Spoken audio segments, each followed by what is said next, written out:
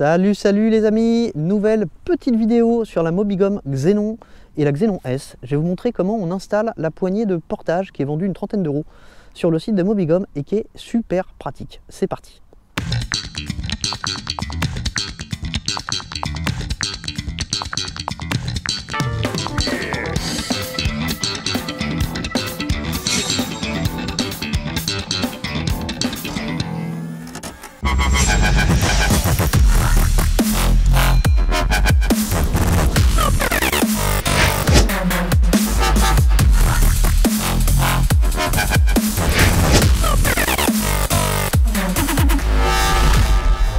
Alors déjà un grand merci à Mobigum de nous faire confiance, je le répète jamais assez, désolé pour le bruit.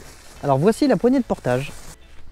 Alors voilà la poignée de portage, c'est une belle pièce métallique assez lourde qui vient se fixer ici et au niveau de l'axe des amortisseurs.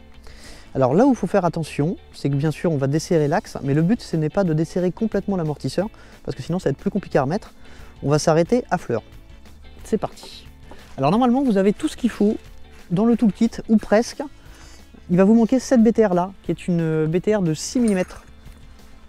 En revanche, la clé de 13 va suffire pour bloquer l'écrou de ce côté-là. Vous placez votre clé de 13 pour bloquer l'écrou, vous prenez votre clé de 6 et on desserre. Mais on ne desserre pas à fond, on va se mettre vraiment à fleur. Je vous dis, le but ce n'est pas de retirer l'axe. Là je pense qu'on est bon. On va aller encore un tout petit peu. Voilà, là on est vraiment à fleur. On dépose l'écrou et on va faire la même chose de l'autre côté. Et il pleut. C'est pas possible. On a mis à fleur les deux axes, mais les amortisseurs sont encore en place. Donc maintenant, on va prendre la plus grosse BTR du toolkit, celle-ci, et on va desserrer ces deux-là.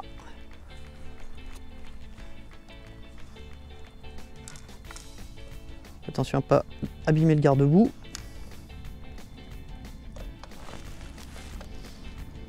C'est pas possible un temps pareil, je me demande s'il va arrêter de pleuvoir un jour. On dépose. On va placer la poignée ici et on va replacer tout de suite ces deux BTR là,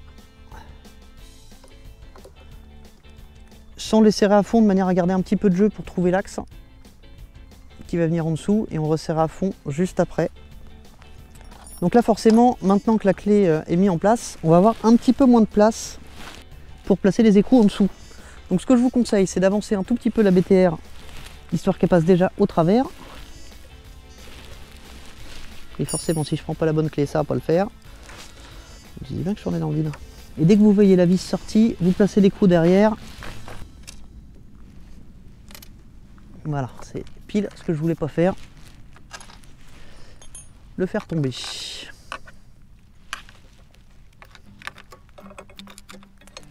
Alors, hop, on récupère.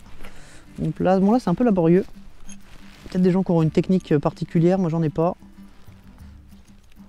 On va essayer comme ça, mais j'y crois pas des masses. Non, parce que le mieux c'est vraiment de la tenir avec le doigt. Voilà, ça y est, c'est mordu. Une fois que c'est mordu, après vous pouvez lâcher, reprendre la clé 13, la placer. Voilà. Comme ça là, c'est bien bloqué. Et alors là, on peut serrer assez fort, hein, c'est métal sur métal. Donc faut surtout pas hésiter.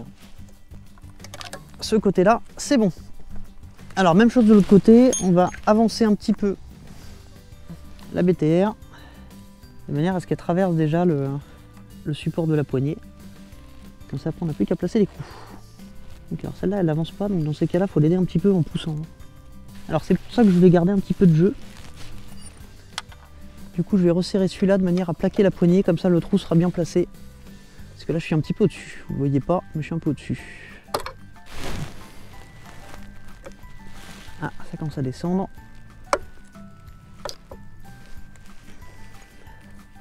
Faut pas hésiter à l'accompagner. Alors je vais redesserrer un petit peu l'autre axe en fait. Je pense que j'aurais pas dû le serrer à fond tout de suite. Bon, la vidéo va pas être si courte que ça finalement. Voilà, je redesserre un tout petit peu juste histoire d'avoir plus de jeu et de pouvoir avancer cette BTR. Ah bah voilà, j'aurais dû commencer par ça. Donc la même histoire que tout à l'heure, on essaye de faire tenir l'écrou le temps de mordre avec la VTR. Je suis vraiment pas dégourdi pour ce genre de truc. Alors on maintient. Là l'écrou est placé derrière. On va le mordre. C'est mordu. Donc après, pareil, hein, on va reprendre la clé de 13, on va bloquer l'écrou et on va serrer. Et ensuite, on va pas oublier de resserrer de l'autre côté puisque j'ai desserré. Bon, c'est quand même pas bien compliqué. Hein. Je galère un peu, mais parce que je suis pas dégourdi, je pense que les bricoleurs y arriveront beaucoup mieux que moi. Voilà, pour ce genre de choses, par exemple, je suis une quiche. Alors, celui-là, c'est bon.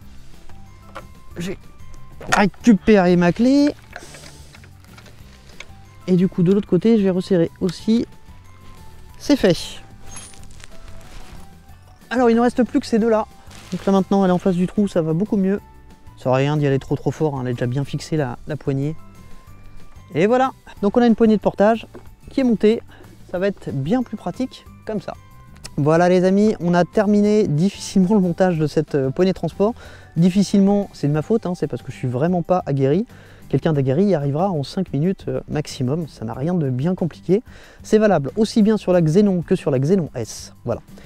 Si vous avez aimé la vidéo, n'hésitez pas à mettre un petit pouce en haut. Si vous n'avez pas aimé, dites-moi pourquoi dans les commentaires. Je regarderai ça et j'y prêterai attention. Je vous laisse aussi vous abonner à mon compte Insta, c'est juste ici, @TheZeroRider. Ça vous permettra de savoir ce qui va arriver sur la chaîne. Et en attendant, je vous dis à très bientôt pour une prochaine vidéo. Salut, salut!